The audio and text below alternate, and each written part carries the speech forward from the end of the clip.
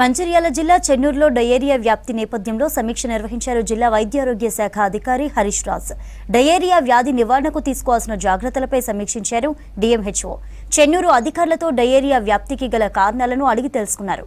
బతుకమ్మ వాగు నీరు తాగడం వల్ల ఎమ్మెల్యే కాలనీ జెండావాడలో డయేరియా ఎక్కువగా వ్యాప్తి చెందినట్లు ప్రాథమికంగా నిర్ధారించామన్నారు హరీష్. డయేరియా వ్యాప్తిపై ప్రజలెవరూ ఆందోళన పడవద్దన్నారు. నీటిని వేడి చేసి తాగాలని సూచించారు. ఇప్పటి వరకు 67 కేసులు నమోదు కాగా 50 మంది డిశ్చార్జ్ అయ్యారని చెప్పారు డిఎంహెచ్ఓ హరీష్.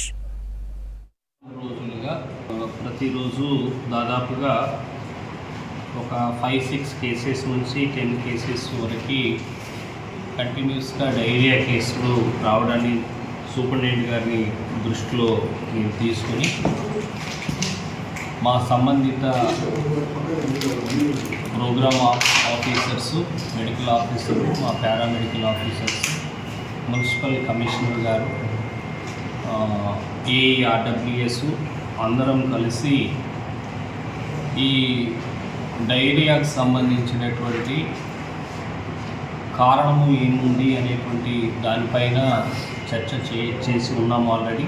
ఈరోజు మేమందరం కలిసి కూడా ఈ బతుకమ్మ వాగు ఇక వాటర్ యొక్క పరిస్థితిని కూడా వెళ్ళి చూడడం జరిగింది. ఇది ఇన్ఫిల్ట్రేషన్ గ్యాలరీ అనేటువంటి 45 ఇయర్స్ బ్యాక్ ఉన్న సిస్టమ్ ప్రకారంగా న్యాచురల్ శాండ్ ఫిల్టర్ అనే సిస్టమ్ ద్వారా డైరెక్ట్గా నీళ్లు తాగడానికి వస్తూ ఉన్నవి.